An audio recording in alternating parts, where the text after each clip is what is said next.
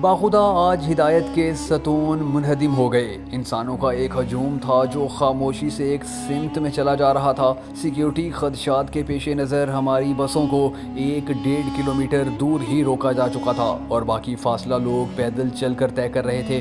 رات کا وقت تھا اور فضا میں ایک عجیب اداسی اور یاس کی کیفیت تھی۔ یہ کوفہ تھا اور ہم سب مسجد کوفہ کی جانب گامزن تھے۔ یہ اداسی سے بھری شب ضربت تھی۔ میں مسجد میں داخل ہوا تو کچھ لمحوں کے لیے مسجد کوفہ کے روب اور روشنیوں سے منور اس مسجد کے وسیع صحن اور صحن کے اوپر کھلے سیاہ آسمان کو دیکھ کر مبہوت رہ گیا۔ مسجد کوفہ کی دیواریں اور میناروں میں نصب گھڑی دیکھ کر لاشعوری طور پر اس جگہ کی تاریخی اہمیت کا خیال بار بار ذہن میں آ رہا تھا۔ اس گھڑی میں عجیب کشش تھی، جیسے یہ صرف وقت بتانے کے لیے نہیں بلکہ تاریخ اسلام کے مختلف ادوار کی یاد دہانی کے لیے نصب کی گئی ہے۔ یہ وہ مسجد کوفہ تھی جس کا ذکر مجالس میں سن کر میں بڑا ہوا تھا۔ یہ وہ شہر تھا جس کی تاریخی اہمیت کو ایک مخصوص پروپیگنڈے کے ذریعے نقصان پہنچایا جاتا رہا۔ یہ وہی مسجد تھی جس کے منبر سے اعلان صلونی کیا گیا۔ یہ وہی مسجد تھی جہاں حضرت آدم سے لے کر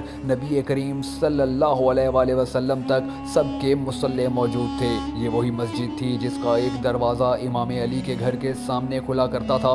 یہ وہی مسجد تھی جہاں امام علی عدالت لگایا کرتے تھے۔ یہ وہی مسجد تھی جہاں امام علی کو ضرب لگی، اور یہ وہی مسجد تھی جہاں فزت رب الکعبہ کی صدا بلند ہوئی۔ ہم سب نے شب قدر اور مسجد کوفہ سے منسوب اعمال ادا کیے اور انبیاء سے منسوب مقامات پر نفل پڑھے، پھر سب دائرہ بنا کر بیٹھ گئے تاکہ ایک چھوٹی سی مجلس برپا کر لیں۔ مولانا صاحب نے مصائب پڑھے اور سوز خوان نے سلام پڑھا۔ میں نے دیکھا کہ مجلس کے بعد لوگ بے اختیار سوز خوان سے اور ایک دوسرے سے گلے مل کر روتے رہے۔ شاید کچھ غموں کی شدت اتنی زیادہ ہوتی ہے کہ انسان بے اختیار ایک کندھا ڈھونڈتا ہے جس پر سر رکھ کر رو سکے۔ یہ صرف اور صرف اعجاز غم اہل بیت ہے کہ نہ ان کا ذکر کبھی پرانا ہوتا ہے اور نہ ہی ان کا غم۔ جب بھی سنیں یہی محسوس ہوتا ہے جیسے کوئی بہت تازہ غم ہے، ورنہ خود ہی سوچیں کون بھلا صدا روتا ہے بچھڑنے والوں کو۔ مسجد کوفہ میں سفیر حسین حضرت مسلم بن عقیل،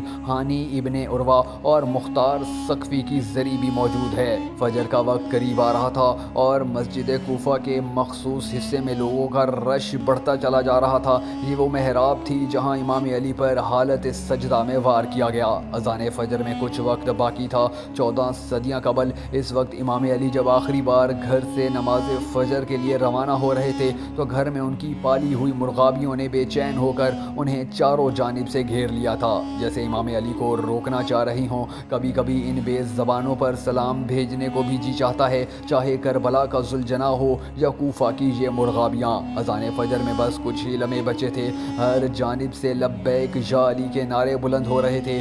وقت ضربت کے قریب یہ جملہ باخدا آج ہدایت کے ستون منہدم ہو گئے عجیب کیفیت سے دوچار کر رہا تھا۔ میں چاہ کر بھی اس کیفیت کو الفاظ میں بیان نہیں کر سکتا، اور شاید یہی اس پرتاثیر جملے کا کمال ہے۔ پھر اچانک روشنیاں گل ہو گئیں، محراب میں سرخ روشنی ظاہر ہو گئی۔ درود کے بعد مؤذن نے اللہ اکبر کہا اور یہاں گریے کی آوازیں بلند ہونا شروع ہوئیں۔ اشہد ان لا الہ الا اللہ کے ساتھ گریہ مزید بلند ہوا۔ اشہد ان محمد رسول اللہ پر آوازیں مزید اونچی ہوئیں۔ اشہد ان علی ولی اللہ کی صدا گونجی تو کوئی یا علی پکار کر روتا رہا۔ کسی نے روتے ہوئے سر پیٹنا شروع کیا اور کسی نے ضربت کو یاد کرنے کے لیے کما کا سہارا لیا۔ عجیب منظر تھا۔